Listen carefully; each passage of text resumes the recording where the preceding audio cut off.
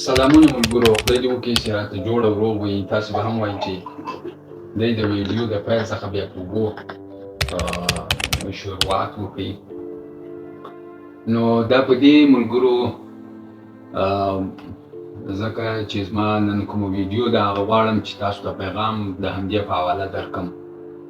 ګران کتونکو وایي درواغجن چې دی هغه د خدای مختوری دی. نو زه به نن په دې ویډیو کې هغه څه له تاسو سره شریکوم کوم څه چې زه خپله پریکټیکلي د ورځې پیل څخه کوم یا مثلا ترسره کوم یې او بیا د هغه کومې ګټې زما و بدن ته رسیږي، نو دا له تاسو سره شریکول غواړم.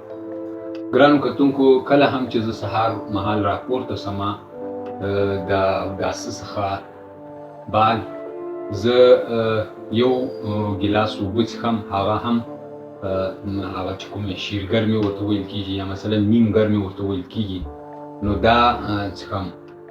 بعد د هغه خپل کوم مونځ چې وي هغه به جماعت ترسره کړم، بیا نو تلاوت وکړم. د دې نه بعد چې کوم دا زما د ویډیو مقصد دی هغه دا چې د دې هر څه نه بعد زه ځمه په واک باندې، یعنې پیاده رو ځم.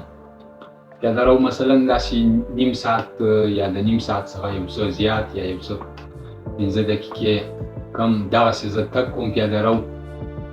د دې سره ټولو کتونکو زه خپله ناشتې ته چې بیا کله زه کور له راسم ناشتې ته زما ښه اشتیا وي، مثلا هغه سهارنۍ چې کوم خواړه وي هغه ته زما اشتیا ښه برابره وي.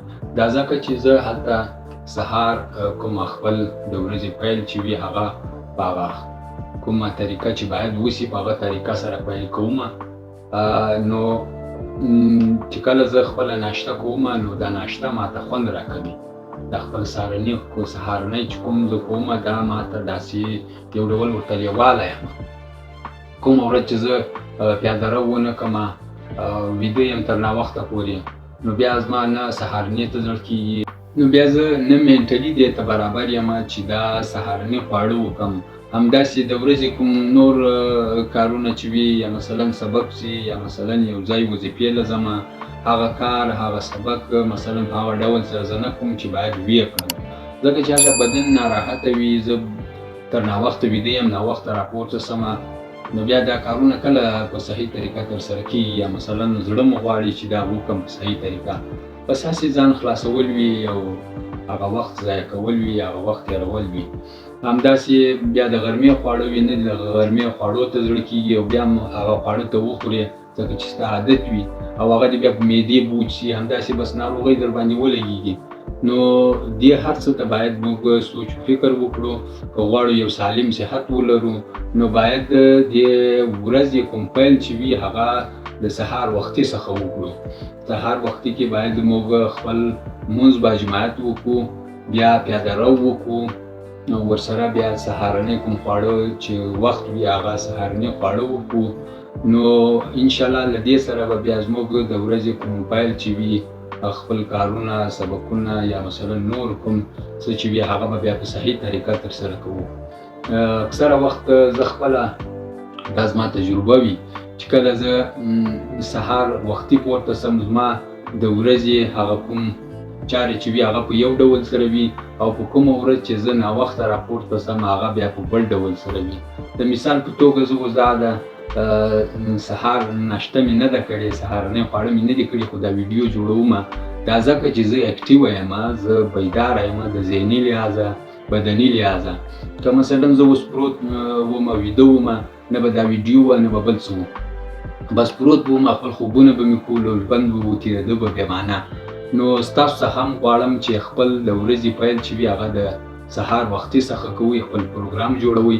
انشاءالله په داسې ډول سره به ستاسو هم روغ صحت وي، هم به مو د ژوند کوم چارې چې وي هغه په کامیابۍ سره ترسره کېږي.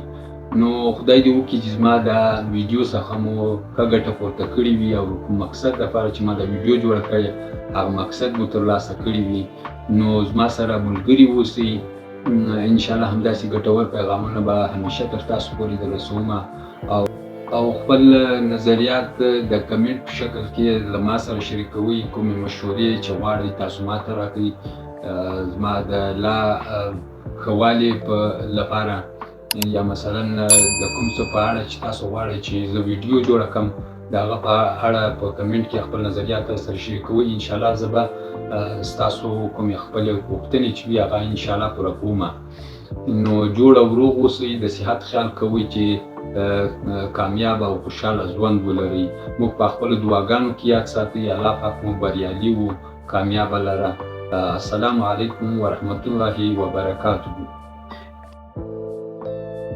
Thank you for watching. Subscribe to my channel.